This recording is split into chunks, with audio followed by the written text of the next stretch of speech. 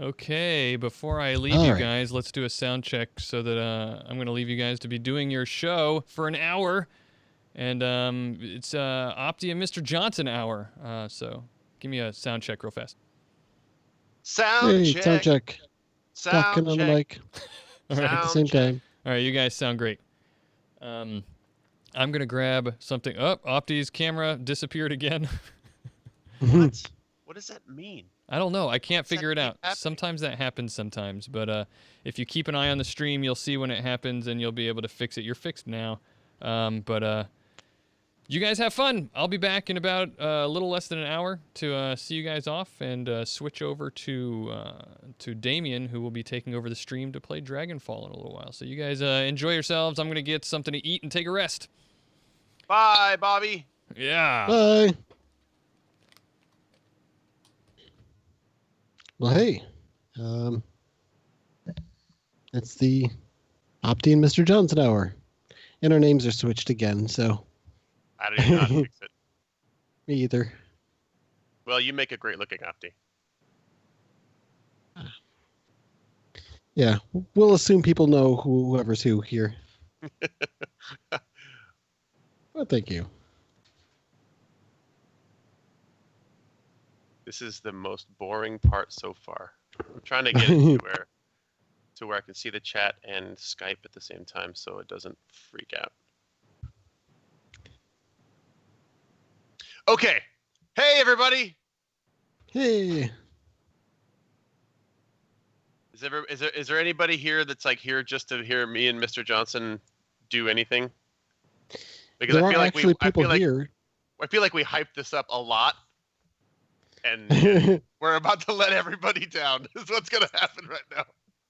Yeah, well, I think if anybody knows us, they'll probably just know this is going to be more of a casual hang out and chat kind of thing. So I don't think anyone should really expect too much production on this. So oh, hey, Bobby. Hopefully the bar is set. What's that? Bobby, switch the names. We're thanks, Bobby. Ourselves again. All right. Yay. So I'm looking at the chat. Is there anything that anybody wants us to do? Because I got some stuff that we want to talk about, but I thought maybe we could see if there was anything specific that anybody else wanted to talk about first. I don't see anything. All right. Let's see. I'm scrolling. Set up your list. Okay, nope, just down to listen. Shadow Casual, good. That's what this is going to be, Shadow Casual. And I'll say I recently... Mustache, good. All right.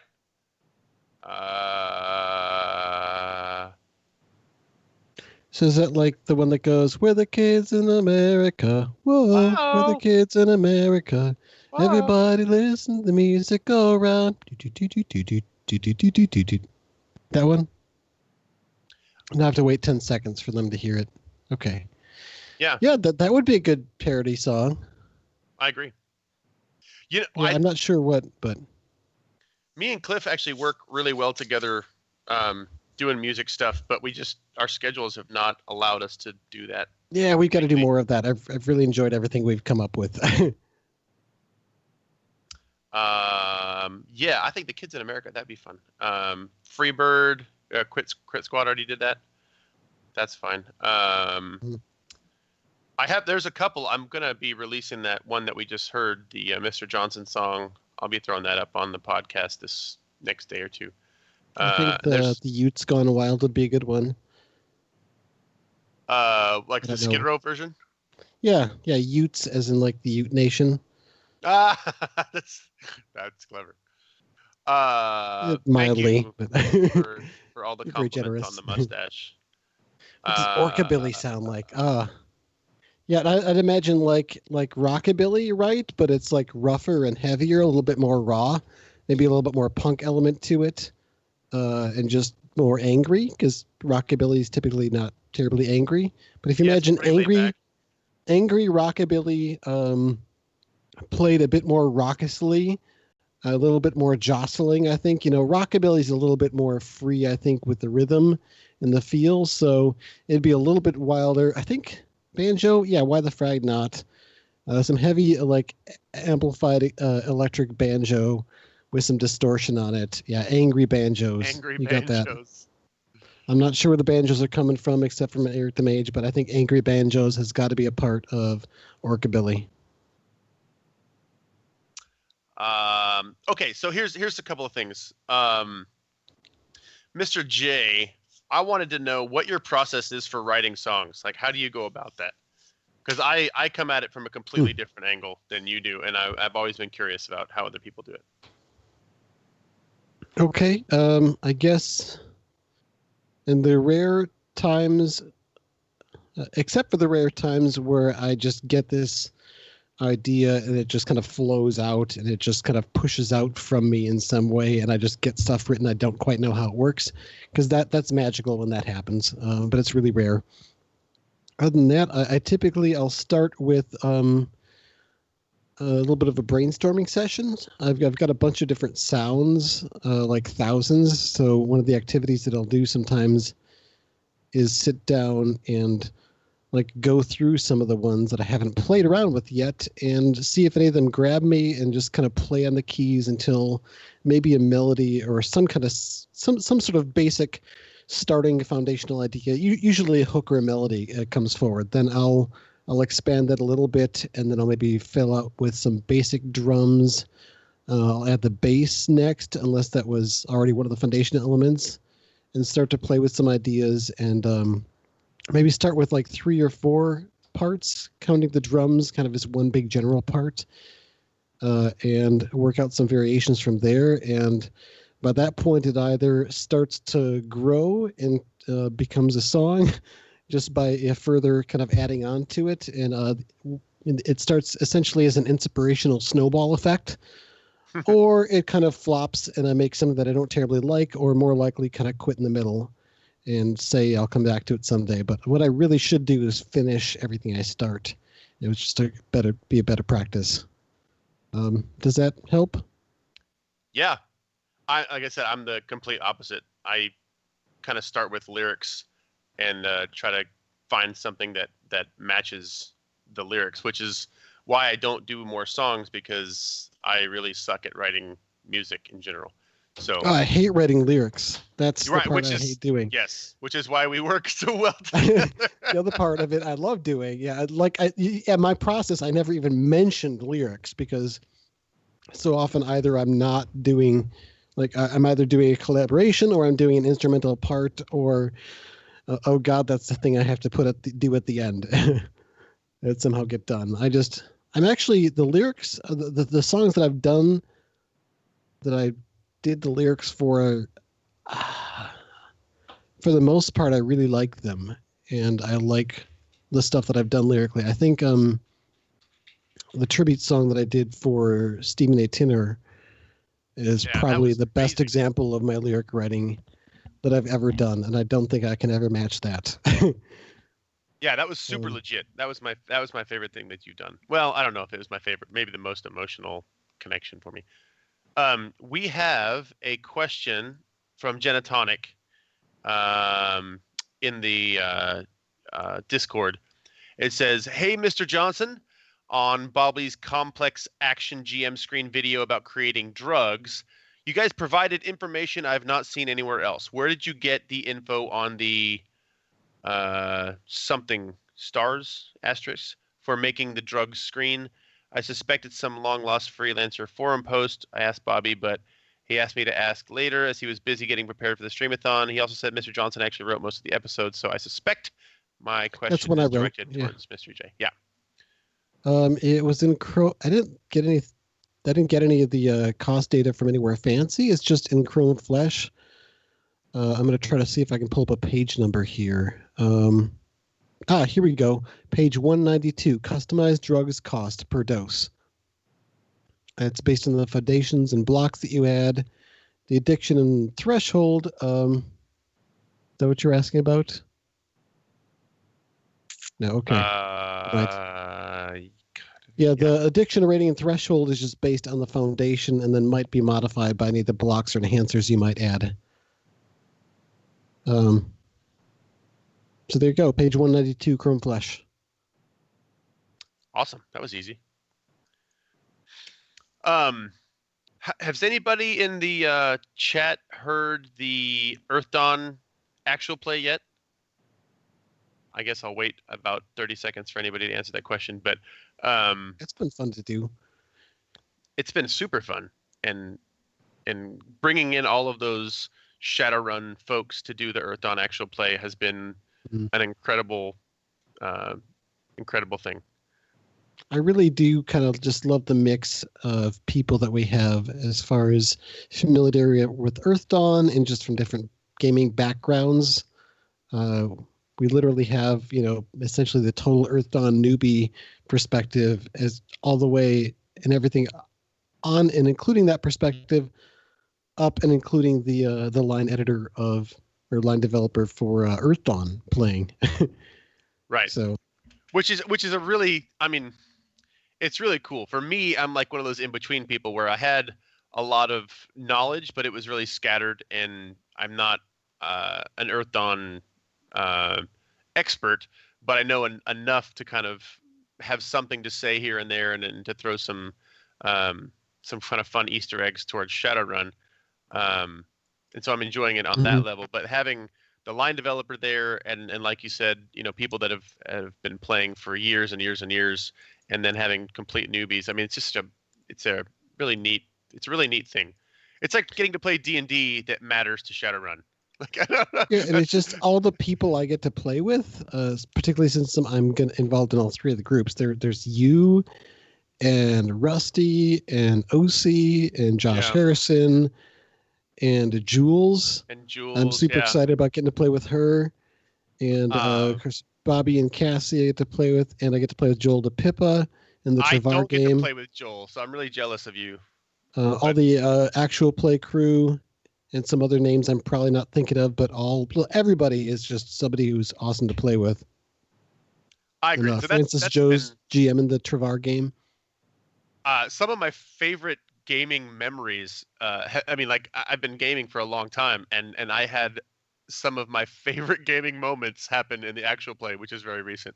How far have we gotten yet in the releases? I don't want to spoil anything. Let's see. The group is just decided to split up, and we followed the first group of the other team going out into the care. Okay, so I can't say one of my favorite gaming moments, but upcoming in one of the episodes that are coming up is one of my favorite gaming moments between my character and Rusty's character. It was amazing, solid gold. So I guess I can't say anything else about it though. Cliff, where did you get started on Earth Dawn? How did you learn about it?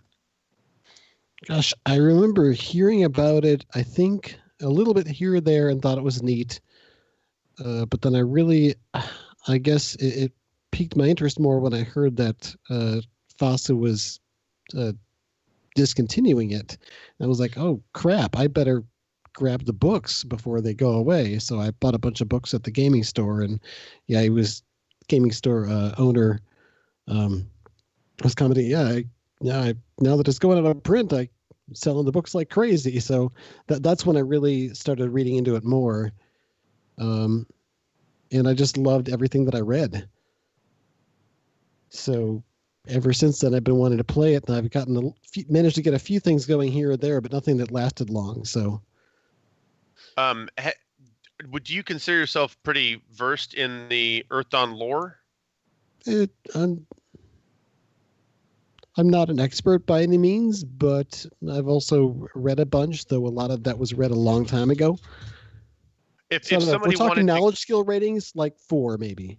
Well, if somebody wanted to get into it, what would you recommend? Well, the Live from Bar Save podcast is fun to listen to, and they get into the lore a bunch. Otherwise, just mainly the player's book is really good. The new GM's guide has a nice timeline and a lot of setting information. Other than that, maybe the Bar Save box set or the Parlanth one. The most recent Live from Bar Save episode was the latest episode of their Crash Course, and I want to say that Chad Lair made a bunch of recommendations in that for what books to kind of go through. But really, all the setting material from all the older books is still applicable. You can get a lot of their stuff as PDFs from the FASA Game Store. So I think the Adept's Way, even though, or rather, yeah, the Adept's Way and the Denizens of Earthdawn books are good ones because they cover the races and the disciplines in more detail. Anyway, we've been talking about Earthdawn a bunch. There's more questions here. Yeah, I was putting them in the Skype chat. So here, let's ask this: what is your favorite part of the meta plot? And by that, I assume they're talking about Shadowrun. So, what do you think, Cliff? I guess I had a lot of fun with CFD. I know a lot of people didn't like it or didn't care for how much time and effort was being devoted to that particular meta plot, but I thought it was fun and interesting, and I did some fun things with it. But that said, I honestly I tend not to use a lot of heavy meta plot canon stuff in most of my games. As I feel like it draws attention away from the player characters unless you're involving them deeply in it. And that can be difficult and entangling as well. So I don't avoid them entirely. I still certainly use them, but maybe not as much as some other people might. Sure. The current meta plot, I assume. The current meta plot, honestly, the Black Star stuff. I've always been a huge fan of the neo-anarchist stuff, and so in 4th edition, Black Star, the anarchist movement essentially just died out for a number of reasons, most of which had nothing to do with the actual meta plot in game, but had to do with the kind of politics behind the scenes. But when I had a chance to kind of open that can up again and bring them back, that was kind of what I jumped at. Is it unfair for me to answer that because I write this stuff? So anyway, no. I guess it's not. I guess everybody has to have a favorite thing. I'm just lucky I got to work on some of the things that I like to do. I hope that answered the question. So there's another question. There's an Earthdawn actual play? The answer is yes, there is. It's called Legends of Earthdawn, and it's available in iTunes, and it's by the Arcology podcast. Right? Is that fair to say? Is that? Yeah, basically. We'll probably actually it's like a baby. We'll probably actually attach it to the Shadowcasters network at some point when we get around to it. But right now we're just kind of letting it grow a little bit. I've got a lot of recordings done. We've been dropping a few episodes here and there, but it's a little seedling just sprouting from the ground at this point as far as podcasts go. Yeah, it's been fun. Somebody says, "Stop praying to your ancestors," which is a reference to my character on the Earthdawn actual play named Scratch. He is an orc troubadour who has it as his mission to bring glory and honor to his ancestors, and so he stops before every action and prays to his ancestors, and there seems to be an inverse correlation to the amount he prays and the success of his actions. So that's fun. If you guys want to listen, that's a favorite character of mine at the moment. Yeah, I think the issue is that he just sucks at melee combat. And he's really good anytime he sings a song or something, or tries to convince people. His first impression rolls generally flop, and a lot of his other talents usually flop on those rolls. But when you do some big story or something, you roll really well. Yeah, that's the only time you roll well. When something is on the line, he seems to do well. But that's just a fun game. I can't recommend that highly enough. There's a rumor that FOSS is creating a new 6-world game, kind of a steampunky game. That's not even a rumor. It's 1889, I think, by FOSSA Games, and it is essentially a different 6-world idea of what if magic came back, but Victorian era steampunk stuff. So different idea. They're taking it. So, or 1879, not 18. You're right. That's what it is. So yeah, like a steampunk Shadowrun, essentially. Yeah, so they're essentially going in their different directions because they don't have access to the Shadowrun license, and I get it. It makes me a little sad, but in my mind, I can still have my things connected the way I want them to be, and whatever. They're fictional alternate universes, so I'll deal with it. Yes. Yeah. I'm sorry, I interrupted what you were going to ask before, though. No, I kind of agree with you. I don't. Let's see. It says Mr. Johnson. Opti is a crow shaman. What shrine do we need to build to Mr. J's totem animal, or do we need to just worship a big pile of corpse script? What? Yeah, I don't know. I think it was a funny joke. Is that a what totem would Mr. Johnson be if he was a shaman? I think that's it. I think I'd go with wolf. I'm kind of a pack person. Let's see here. I'm trying to do two things at once. I'm trying to compile all these and then read them off. Let's see. We can go back. Opti, so what books are both your favorite and least favorite for this edition? I'll be honest. I don't think it's fair to ask. Well, it's not. You can ask whatever you want.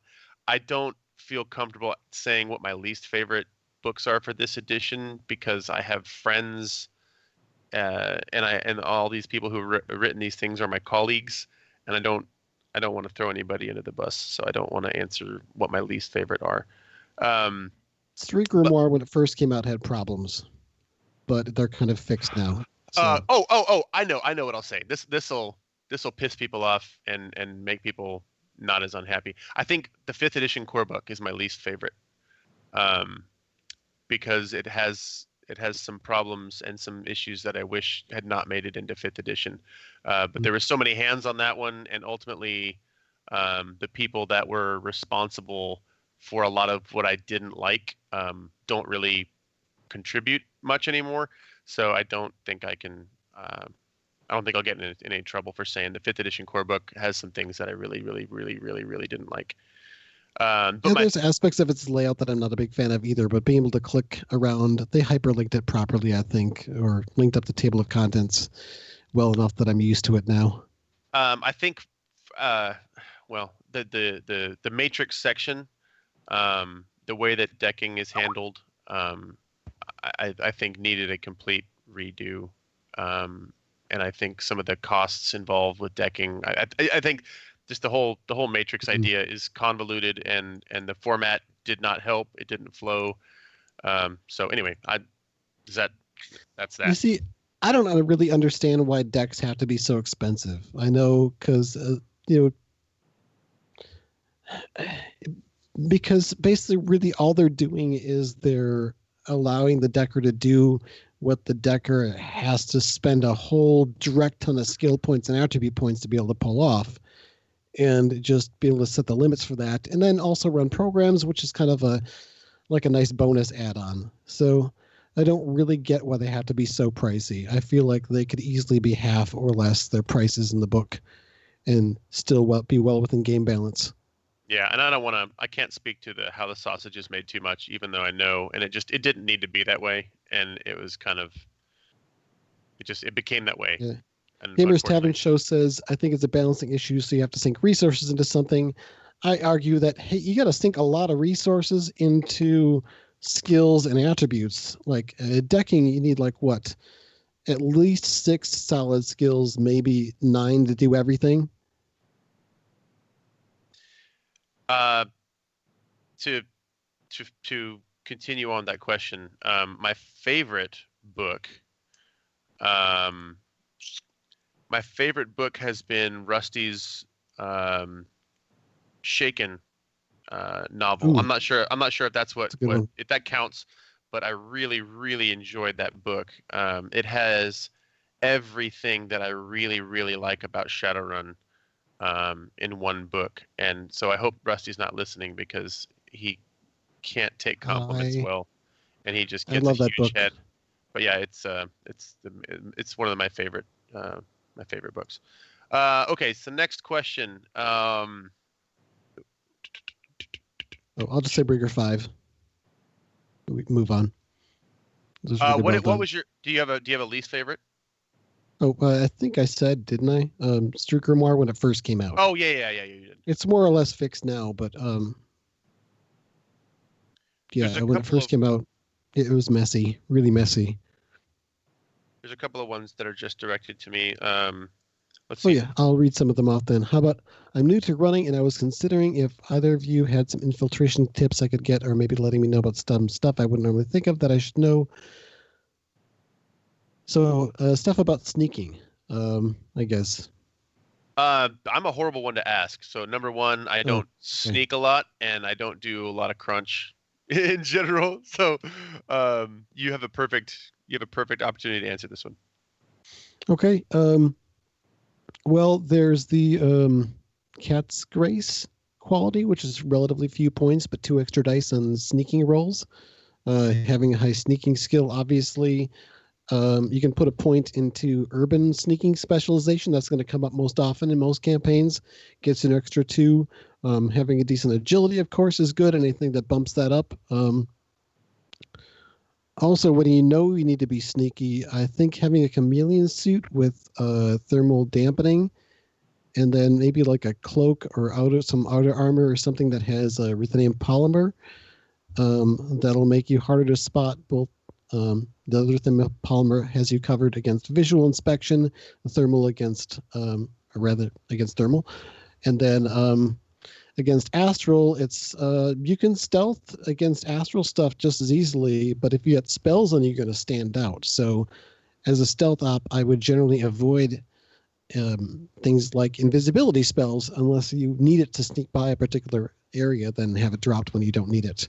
Other than that, really important to sneaking is perception and being able to spot your threats and what might be able to notice you. So tying in close with a rigger, or maybe even having just a handful of surveillance drones of your own with a little RCC running is going to be important. And of course, being under a good sleaze umbrella. So if people try to spot your stuff that's running silent, is that enough? I think that's. I hope perfect. That's not boring. But those are all the things I can think of off the top of my head. Somebody asks, Opti, how did you get started with involvement in writing and such for SR5? And then any specific parts that you specifically enjoyed contributing? So yeah, I got involved writing Shadowrun because because of Vox. I was doing the podcast and I was getting to know Cliff and Courtney, and she says, "Oh yeah, I recently became part of the freelancers," and I was like, "You can do that?" And so I bugged her until she told me how she got involved, and basically hers was just bugging Jason Hardy.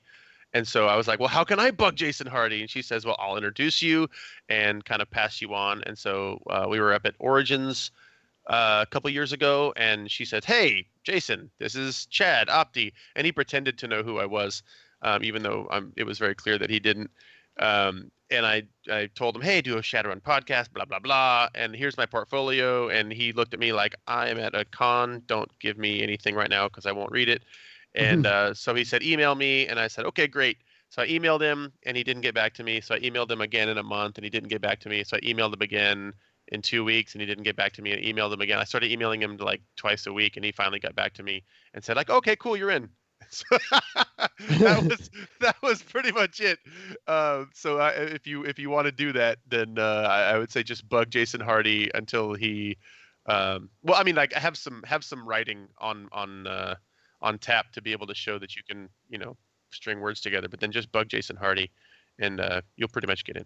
And I would say also one of the most important things is to have someone kind of go over your stuff with you for spelling and punctuation and grammar, because that's like probably one of the biggest qualities that will be important, is just demonstrating that you will not be as much work for the editors. Yes. That's a good point. I had probably 5 people look over my initial stuff before I sent it in. Vox was one. You don't have to be good at spelling and grammar. You just have to know people who are. Yeah. As far as specific parts I've enjoyed contributing, like as I mentioned earlier, the Black Star stuff has been tremendously rewarding. And then also there's something that I'm surprised more people haven't talked to me about, but I've been doing a lot of work with the Sealy Court. specifically some of the old Earth Dawn tie-ins and stuff like that that nobody is noticing. There's some huge stuff happening with the Sealy Court and Queen Alachia and some big metaplanar stuff that's just kind of sliding in under the radar that I'm really proud of, but nobody's talked about. So go find those Easter eggs.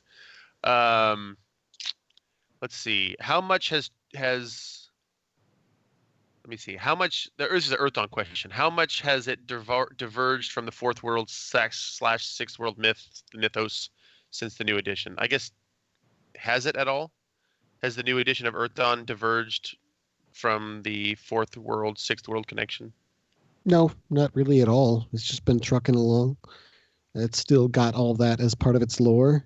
I guess if you pick up 1879 then and look back in its lore, then it might have its own vague and loose connections to Earth Dawn because they're writing that as their new sixth world. But as far as I know, it doesn't really affect Earth Dawn in any way. So. Here's one. Not having read a lot of the older editions, is Bull the Orc Decker a canon character, a player that you've been with, or a creation for your podcast? Oh, that's okay. No, I did not make up Bull. Bull is actually so that's a complicated thing. So Bull is actually Stephen. What's his last name? Rakovich. Rakovich. Yeah, I can do this. Bull is actually Stephen Rakovich, and he's been a Shadowrun fan since forever, and like won some contest to get his character in the canon books. And so he got in there and then eventually became a freelancer, and then he eventually became the head of the missions developing, and then has been a freelancer for a long time. He's not doing the mission stuff anymore, but no, Bull existed way before me, and it was in some ways inspiration for me to shove Opti into canon. Yeah, check out some of the NERPS episodes in the kind of mid-range episodes of Critical Glitch. I think they did a couple episodes that they were chatting with him about some of the adventures they had and the many limbs that he had lost over the years. His character, that is. So yeah, I mean, if you came across Bull and Opti in the Shadowrun Hong Kong game, that was kind of fun. I was kind of a little bit happy that they shoved us in there together. Let's see. There's a couple other questions.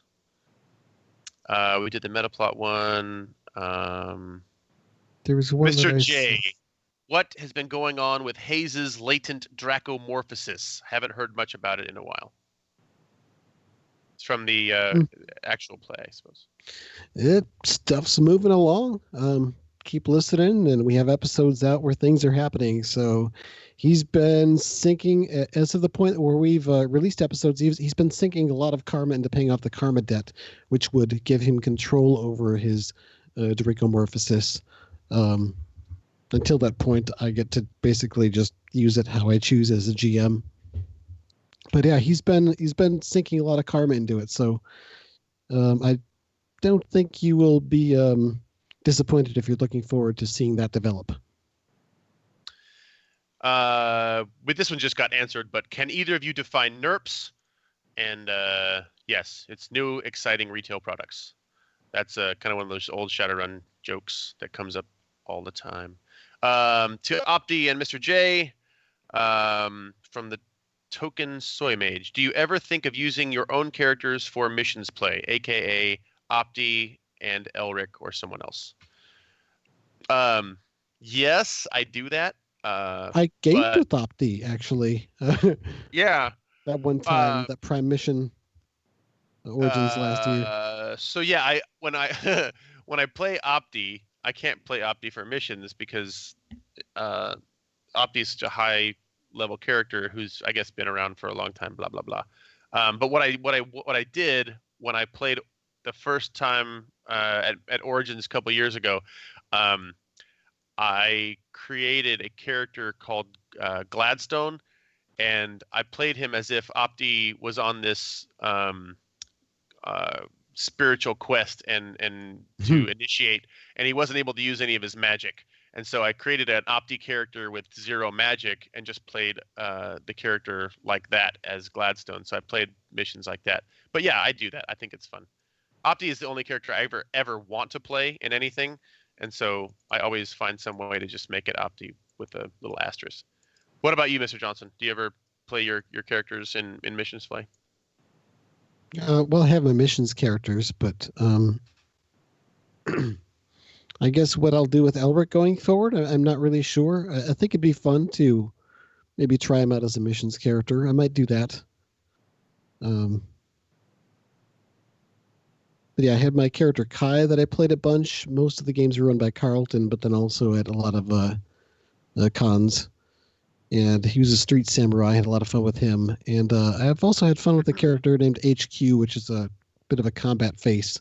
He uses leadership and smelling new tactics, and is pretty cybered up to be able to keep up with the street sams and such, mainly to help give them boosts to their skills. Essentially, the Shadowrun equivalent of a bard.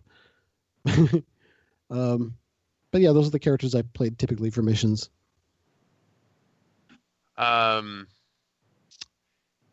Let's see. If you could take any plot from first to third era and reboot it in the 5th edition timeline as if it never happened, what would you pick?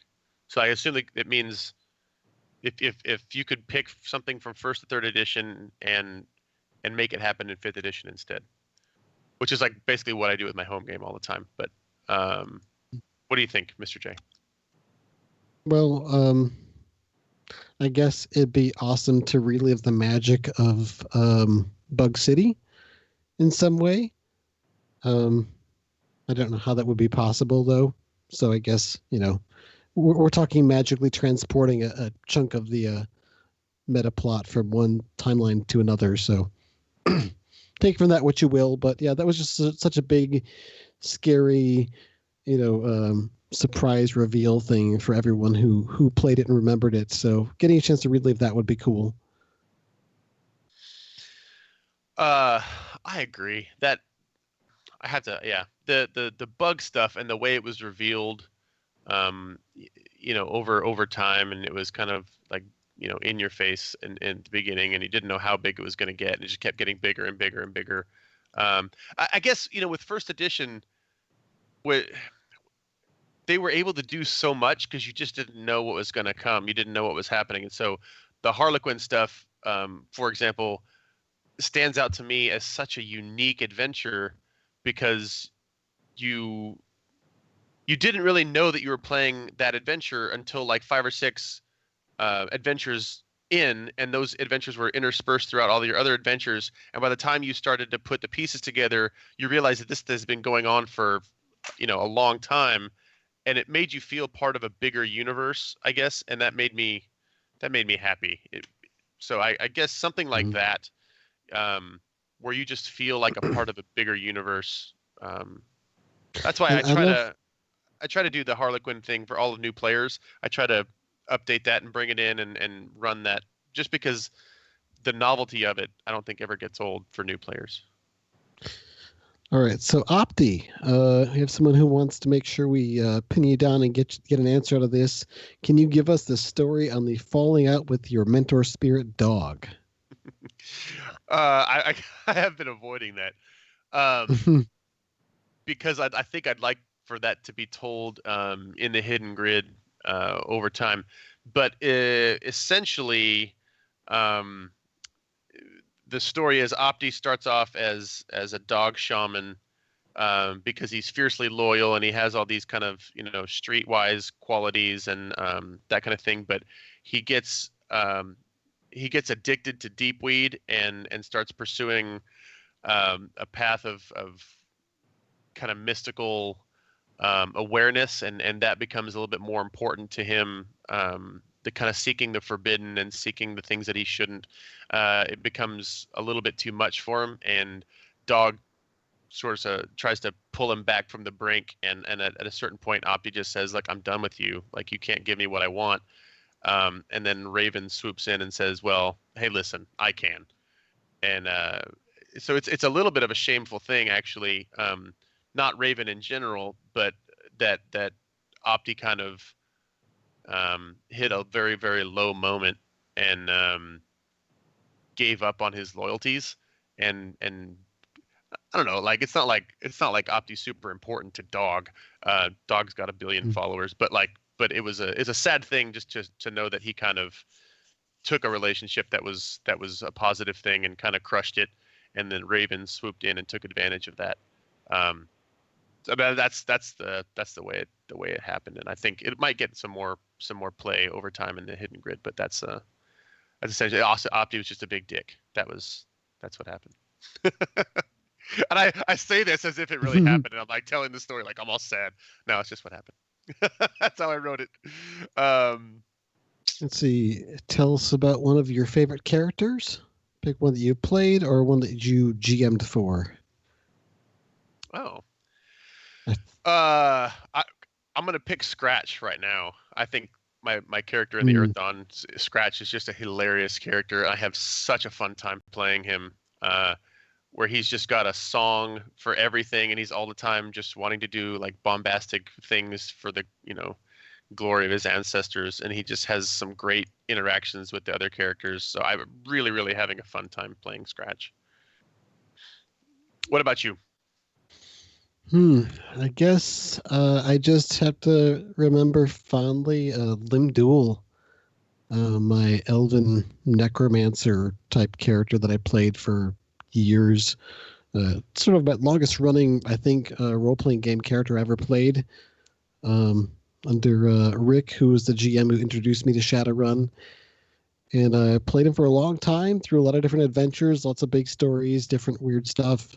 And then later, when I came back to 5th edition, the character that I brought in and played was his son, which there was a big long plot arc where Limdul went and recovered his son from the mega corporation that had him. So I don't know, just a lot of interesting stories. And when I go down that rabbit hole remembering them, there's just, so many of them that I still remember to this day, gosh, now that I'm thinking of it, nearly 2 decades later.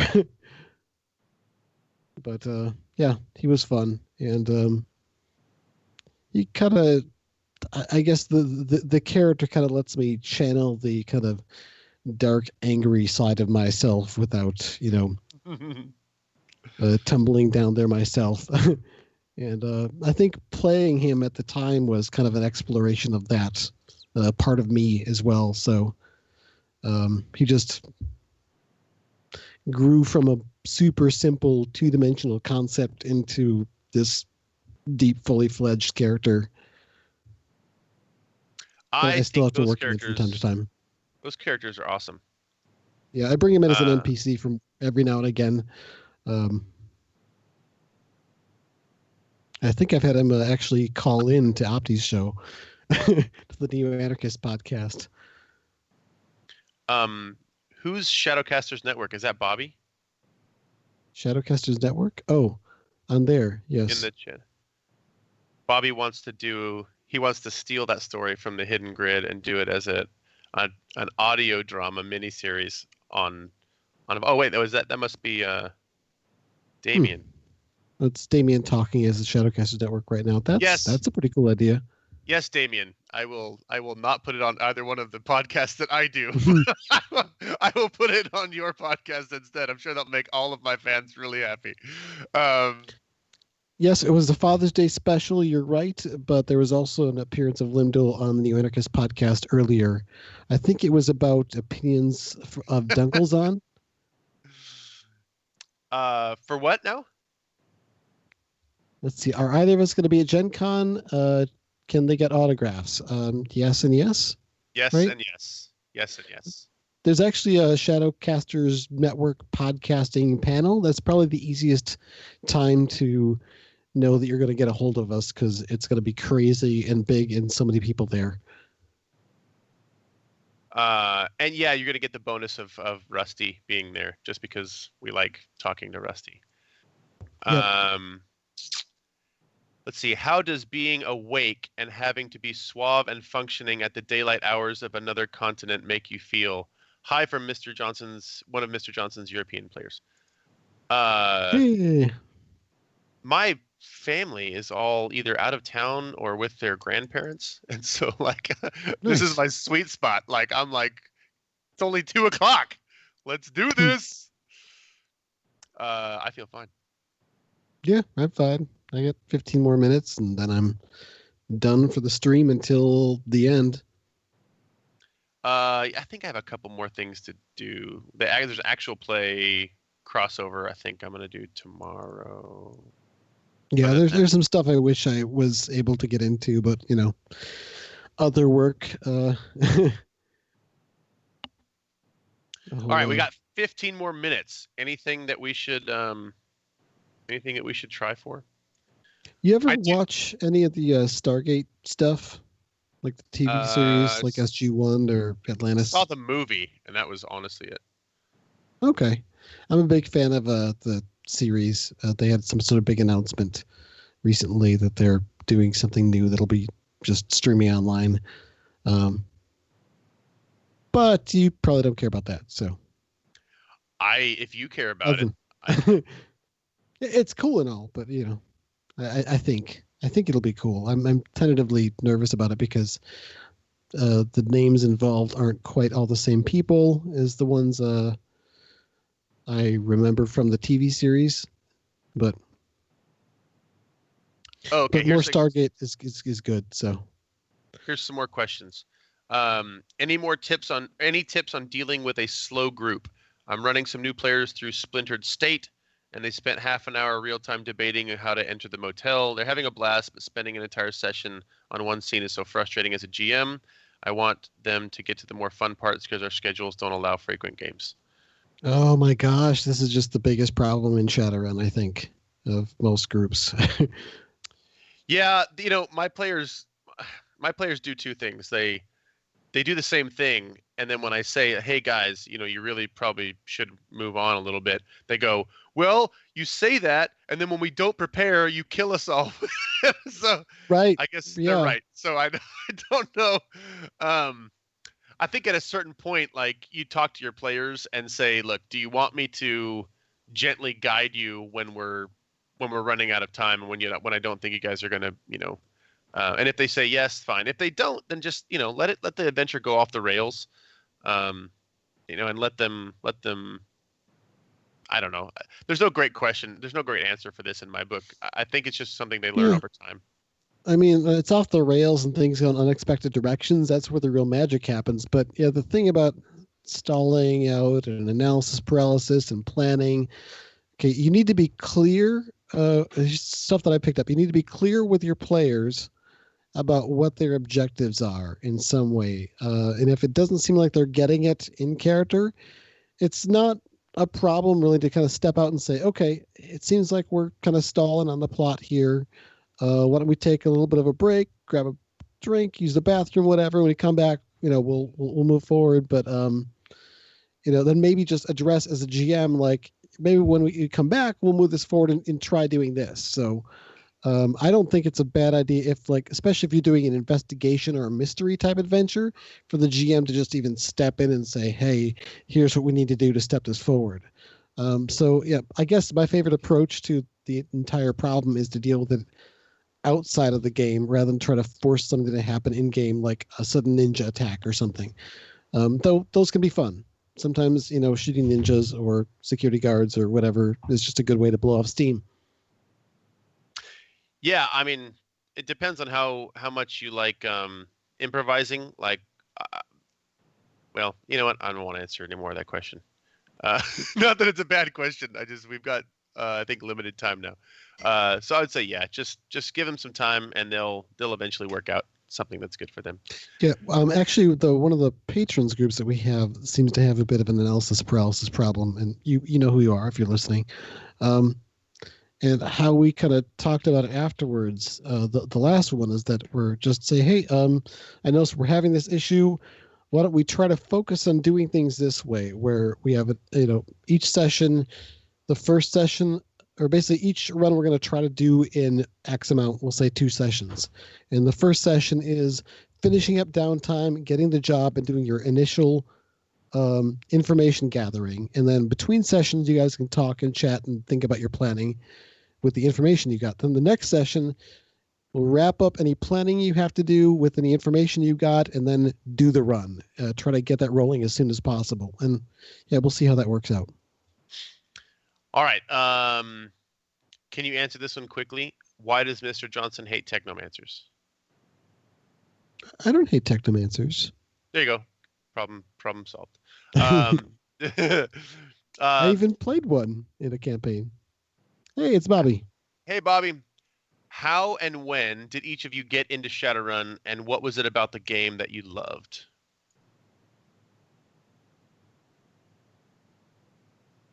For me, the first time I ever saw Shadowrun, my friend brought home a first edition rulebook, and we had been playing D&D a bunch, and I loved it. But at that time, we didn't really have a gaming group, so we just sat around and made a bunch of different characters.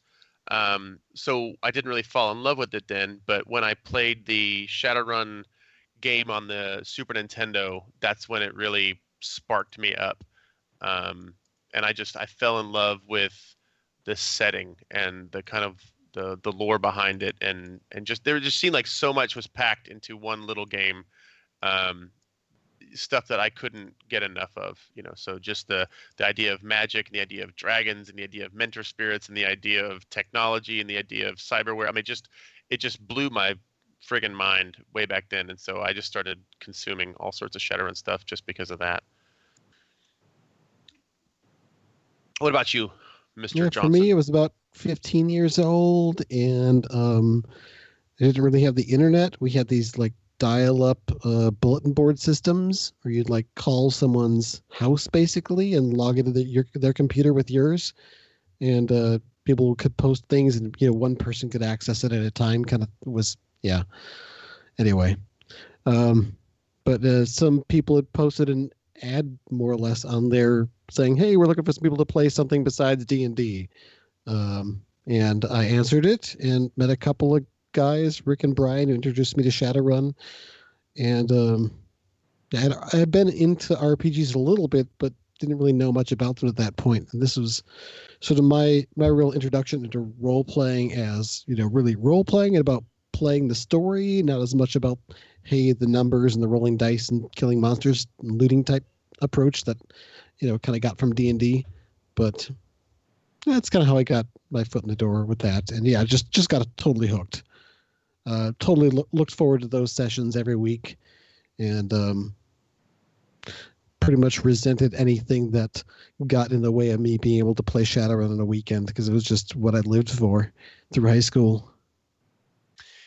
Yeah, I think it's the setting and it's the feel and the theme of the game that gets people hooked. It's just there's nothing to dislike about it. Here's another question. Where do you start when making a new character? Mechanics and then make a theme to fit, or a theme and then make mechanics to fit? Either way, depending on how the mood strikes me. But usually mechanics first with some basic theme idea in mind. But then, either mechanics or the role or the background information of the character can flow from the inspiration of each other. So I am the opposite. I start with a theme and then I run the theme into the ground. I mean, I still like to optimize it based on what's going to work. I don't want to make something that's just stupid and ineffectual, because I played those characters too, and that's not fun for anybody when you just have no ability to help out. But I pick a theme and I just kind of go crazy with the theme, optimizing along the way. I mean, there's no right or wrong way to do it, though. Just do it however you want. Do it whatever a lot makes of times, you feel good. Sorry. No, I'm good.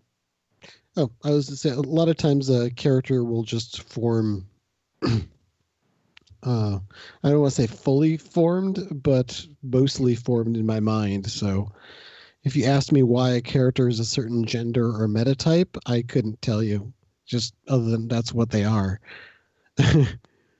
Not necessarily I picked that race for this point or that, or, What was I going to say? Ooh, shows, movies, or books. Ghost Dog, Way of the Wait, Samurai. hold on. That's a fun one. On the question of creating things, I think it would be amazing to do a group creation, like if you're starting a new campaign, and do that thing we did with with Paranoia, where you pick a strong something that's strong about your character, and then the next character gets that as something that's weak. You know what I mean? Like, I think that would be an amazing little round robin thing. Or you get to pick the negative qualities of the person to your right or something like that. That would be super goddamn fun. Well, I don't think people are going to be willing to submit to that level of control from other people, but I do like having a collaborative character creation effort besides the individual, and I've used it in a number of campaigns, including the Lone Star game and the Pirates game that we did, as well as the Black Star game to some extent as well. I think having that sort of collaborative effort in the character creation process it can avoid a lot of the problems that might pop up just in a role-playing game by just dealing with them up front or coming up with strategies for dealing with them. Such as you've got the thief who's a loner. Well, how are you going to deal with that? If somebody's going to be insistent on playing that character, you got to figure out as a group, how is it going to work out? How are they tied in? What keeps them integrated with the party instead of being, someone who has to just go off and do solo adventures? Yeah, we always say that like Wolverine is a great character for X-Men, but the X-Men probably hate Wolverine. So, was there another question? We got like 3 minutes left.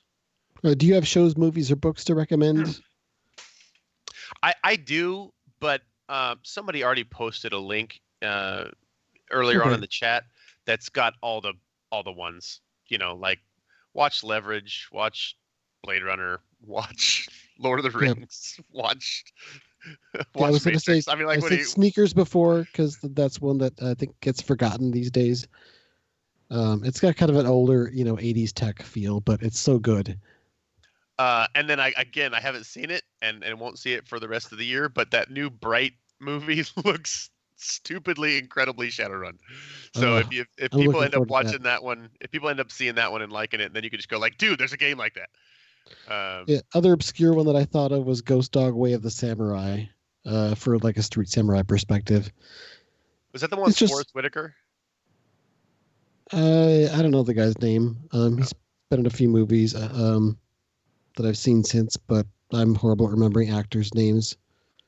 But yeah, he's just like some guy who does, muscle work for some organized crime, but he has a very Bushido code way of doing things. So it's very, very, very neat street samurai approach. Not the most fantastic movie overall, but a good one for the feel. Somebody said that Cowboy Bebop was good too, but I need to watch that. I've only caught a few episodes here and there, just on late night TV. I hope I don't get too much hate, but like I sat down and watched that with my daughter, and she ended up liking it, and I fell asleep. So I don't know what that says about me. I'll fall asleep to good stuff. It probably means that she's cooler than I am. But, so maybe I should go back and give Cowboy Bebop a good second watch because maybe I was just tired. What do you think about this? Is what last minute of our conversation. What do you think about running 2050s campaigns with 2070s tech? And I'll just say, if you want my thoughts about it, then just go listen to the Hidden Grid because that's essentially what we do. Yeah, just gotta hand wave the wireless aspect, I think. But I shouldn't be plugging non-Shadowcasters podcasts on the Shadowcasters thingy because Bobby's right there. He's hovering over like God, waiting for me to say something wrong. I am right here. Oh no, God has noticed. Well, that's it, folks. This is fun. Let's see. Oh, somebody just said Cowboy Bebop is a sad story. Well, now I'm not going to watch it. Thanks for spoiling. Thanks, Tiny. Thanks, Alex. Yeah. Well, thanks, man.